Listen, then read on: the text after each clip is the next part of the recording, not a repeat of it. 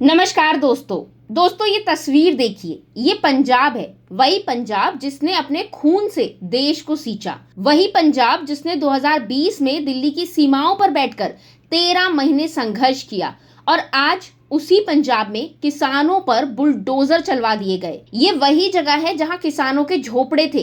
MSP की guarantee की मांग के साथ ये किसान यहाँ बैठे थे, लेकिन अब वहां कुछ नहीं बचा, ना झोपड़े ना तंबू, बस बचा है तो सिर्फ मलबा, क्योंकि भगवंत मान की सरकार ने उन पर बुलडोजर चलवा दिया।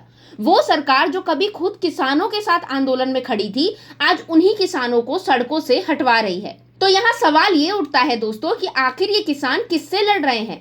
अपने हक के लिए लड़ रहे हैं या अपनी ही चुनी हुई सरकार से लड़ रहे हैं? तो दोस्तों, शंभू बॉर्डर, पंजाब हरियाणा की जो सीमा है, पिछले 13 महीने से किसान यहीं डटे हुए थे। मांग वही पुरानी थी, एमएसपी की गारंटी का कानून, किसानों का कर्ज माफ और पराली जलाने पर दर्ज केस को वापस लो। लेकिन जब बात नहीं बनी तो किसानों ने फिर मोर्चा खोल दिया। कहा गया कि शांतिपूर्ण आंदोलन होगा, लेकिन सरकार को शायद यही रास नहीं आया और फिर सरकार ने भेजे बुलडोजर। तंबू उखाड़ दिए गए, जमीन पर बैठे किसानों को जबरदस्ती हटाया गया। वहां महिलाएं रो रही थी, बूढ़े किसान विरोध कर रहे थे, लेकिन किसी ने उनकी बात नहीं सुनी। आपको याद होगा दोस्तों कि कभी भगवंत मान संसद में कहा करते थे कि किसानों की आवाज दबाई जा रही है। आज वही भगवंत मान किसानों की आवाज कुचल रहे हैं।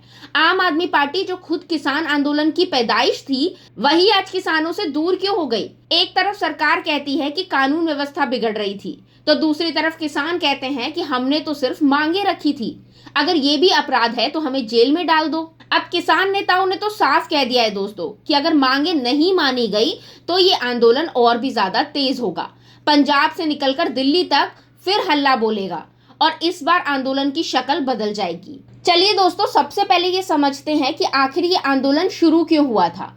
तो पिछले कुछ सालों से पंजाब, हरियाणा और उत्तर प्रदेश के किसान सरकार से एक ही चीज मांग रहे थे, एमएसपी यानी कि मिनिमम सपोर्ट प्राइस की गारंटी। एमएसपी का मतलब होता है कि सरकार किसानों की फसल का एक न्यूनतम दाम तय करे ताकि उन्हें फसल बेचने में घाटा ना हो। लेकिन सरकार इस पर कोई ठोस कानून नहीं बना रही थी। 2020 में जब 3 कृषि कानून लाए गए थे, तब भी किसानों ने दिल्ली की सीमाओं पर लंबा आंदोलन किया था।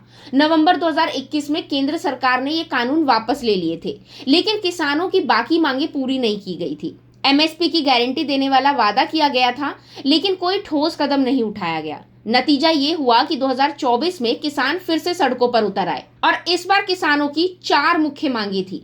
पहला, एमएसपी की गारंटी के लिए कानून बने। दूसरा, किसानों के कर्ज माफ किए जाएं।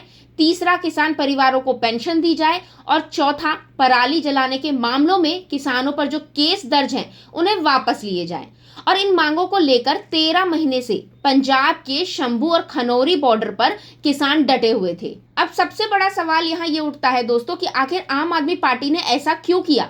भगवंत मान, जो कि अभी पंजाब में सीएम है और आम आदमी पार्टी से हैं, उन्होंने पहले तो किसानों को बातचीत के लिए बुलाया, लेकिन जब किसानों ने अपनी मांगों पर अड़े रहने का फैसला किया तो सीधे बुलडोजर चलवा दिए गए।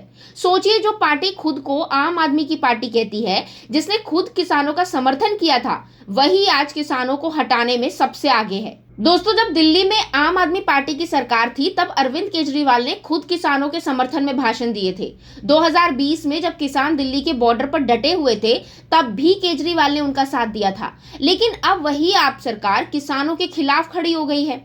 सरकार का कहना है कि किसानों ने बॉर्डर पर अतिक्रमण कर रखा था, इसलिए उन्हें हटाया गया। मगर सवाल ये उठता है कि अगर ये मामला सिर्फ ट्रैफिक और पब्लिक सुविधा का था, तो बातचीत से हल क्यों नहीं निकाला गया? तो दूसरी तरफ किसान बोल रही है कि हमने अपनी जमीन दी, अपनी मेहनत दी, अपनी जानें दी और बदले में हमें बुलडोजर दिए गए। अब यहाँ एक बड़ा सवाल उठता है दोस्तों कि क्या ये एक राजनीतिक चाल थी? आपको बता दूं कि आम आदमी पार्टी सरकार पर आरोप लग रहे हैं कि ये कार्यवाही बड़ी साजिश का हिस्सा थी। पंजाब में आम आदमी पार्टी सरकार बनने के बाद भगवंत मान को लगातार आलोचना झेलनी पड़ रही थी। सरकार पर भ्रष्टाचार के आरोप लग रहे थे, विधायकों की खरीद की खबरें आ रही थी, पंजाब में कानून व्यवस्था पर भी सवाल उठ रहे थे। अब आम आदमी पार्टी पर दबाव है कि वो अपनी सत्ता बचाए रखे। तो अब सवाल ये है दोस्तों कि आम आदमी पार्टी सच में किसानों की पार्टी है या फिर किसानों को सिर्फ सत्ता में रहने के लिए एक जरिया बनाया गया?